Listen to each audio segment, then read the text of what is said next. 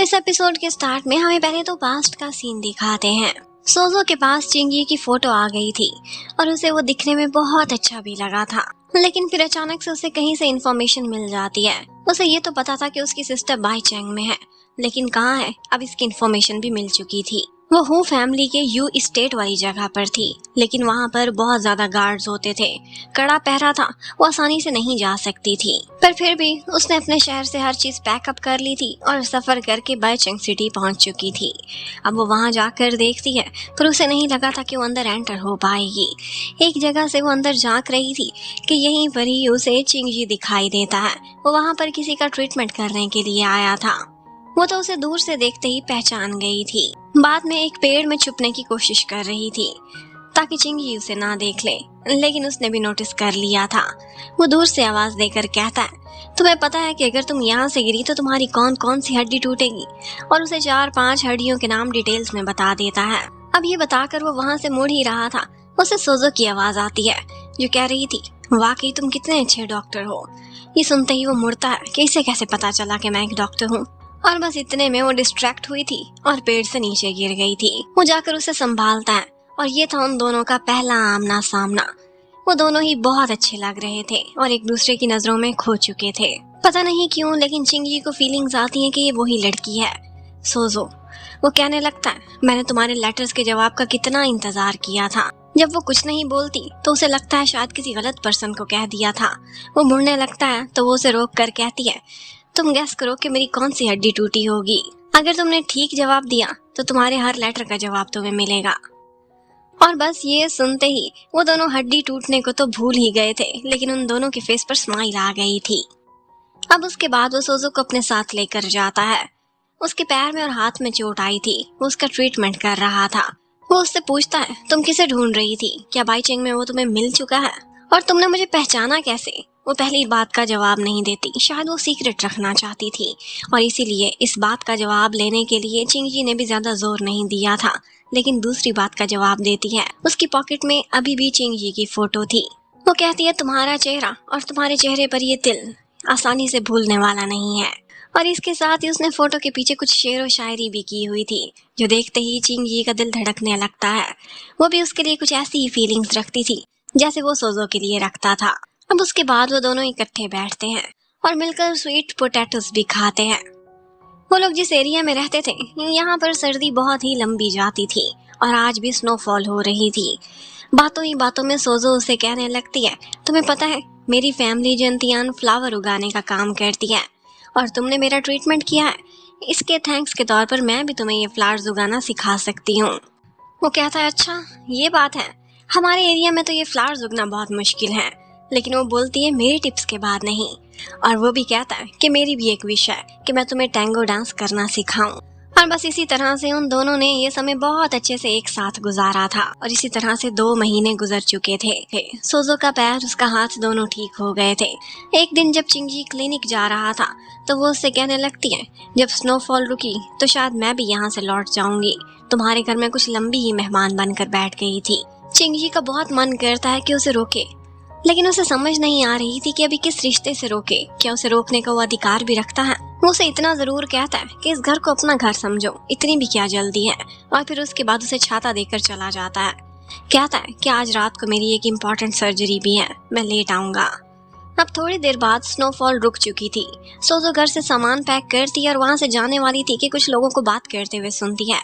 आज रात power supply का कोई इश्यू हो जाना था, जिसकी वजह से ब्लैक आउट होने वाला है। वो परेशान होती है कि वो सर्जरी कैसे कंप्लीट करेगा और बस उसकी हेल्प का फैसला करती है।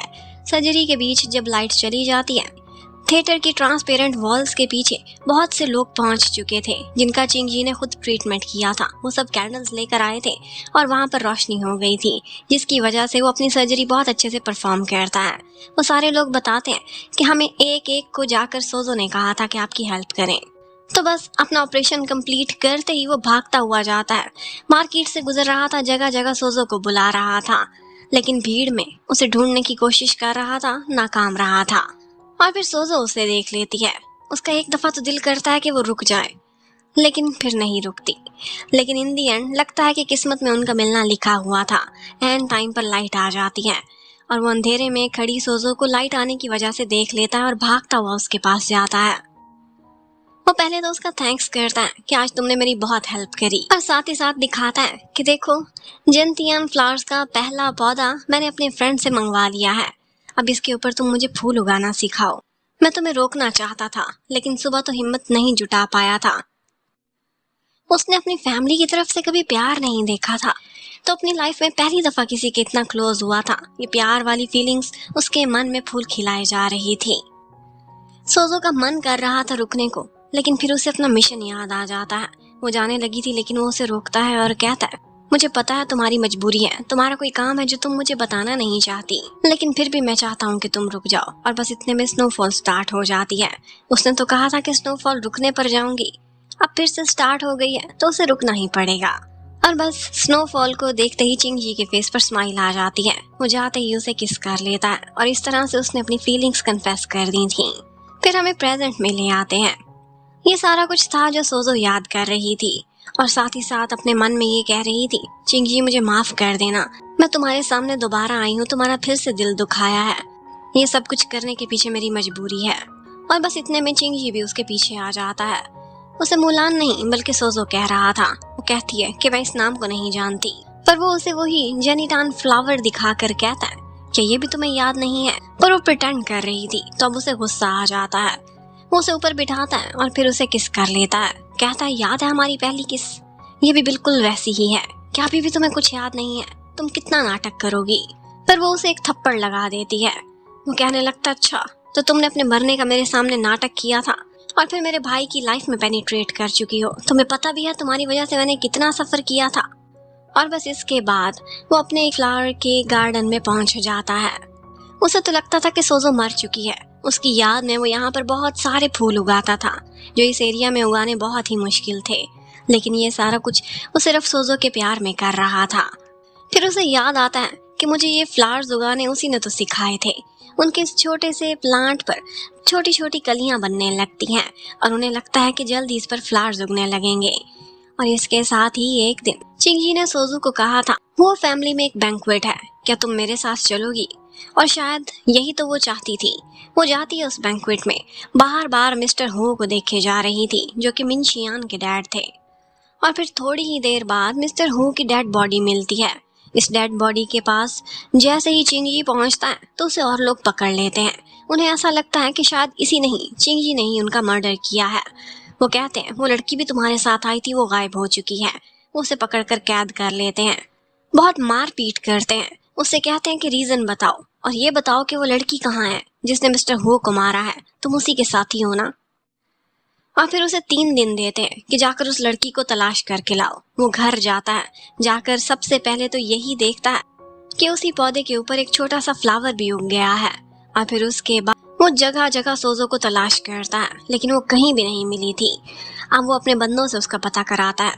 वो लोग उसके शहर में जाकर मालूम करते हैं तो मालूम पड़ता है कि यहाँ पर सोजो नाम की तो कोई लड़की कभी थी ही नहीं। वो सोचता है कि क्या उसकी सारी आइडेंटिटी झूठी थी। और फिर फाइनली एक दिन उसके बंदे एक गुड न्यूज लेकर आते हैं। वो ट्रेन स्टेशन पर देखी गई थी। वो भी भागता हुआ जाता है और उसी ट्रेन को पकड़ लेता है। ट्रेन अब तो चल चुकी थी। वो सोजो को आवाज देता है तो वो घबरा जाती है। उसे लगा था ये मुझ पर गुस्सा करेगा, लेकिन गुस्सा नहीं करता, बल्कि वो उसे गले लगा लेता है, पूछता है तुम ठीक हो ना? और इसके साथ ही उसे वो जेनिटान फ्लावर भी दिखाता है। कहता है, देखो हम दोनों की मेहनत से ये फूल उग चुका है। लेकिन यहाँ पर सोजो की आंखों में आंसू थे, पर फिर भी वो गुस्सा कर रही थी। कहती है कि मैंने तुम्हें यूज किया था वो फैमिली तक पहुँचने के लिए। ये सारा अरसा मैंने तुम्हारे साथ प्यार का नाटक किया था। क्या तुम्हें मुझसे घिन नहीं आ रही? मुझ पर गुस्सा क्यों नहीं आ रहा? उस पर पिस्टल तान लेती है, फिर भी वो कुछ नहीं कहता। कहता है तो सिर्फ इतना, मुझे ये बताओ कि इतने अरसे प्यार का नाटक करते करते क्या एक दफा भी तुम्हें मुझसे प्यार की सच्ची फीलिंग आई थी? अब सोजो की आंखों में आंसू थे। वो उसके हाथ से गन पकड़ती है और अपनी तरफ कर लेती है। वो ये कहती हुई खुद को शूट करके वहां से गिर जाती है कि यही सोचना कि मैं तुम्हारी जिंदगी में आई ही नहीं थी।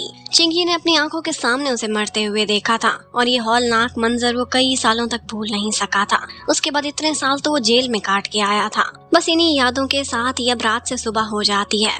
वही जेनिटान फ्लावर्स जो उसे पहले बहुत पसंद थे, उसे जहर लगने लगते हैं, और वो अपना लाइटर उठाता है और उस फसल को आग लगा देता है। वही बाग जो उसने इतने प्यार से, इतनी मेहनत से उगाया था, अब उसको रखने की कोई जरूरत नहीं थी, क्योंकि ये ऐसा था जो पहले किसी की याद दिलाता था, बहुत सा दिला रहा था। और बस वो इस राख से गुजरते हुए चला जाता है, ये सोचकर कि मैं तुम्हारा असली चेहरा सबके सामने लाऊंगा, मैं अपना सारा हिसाब बराबर करूंगा। इसके साथ ये पार्ट खत्म होता है। Thank you for watching, bye bye.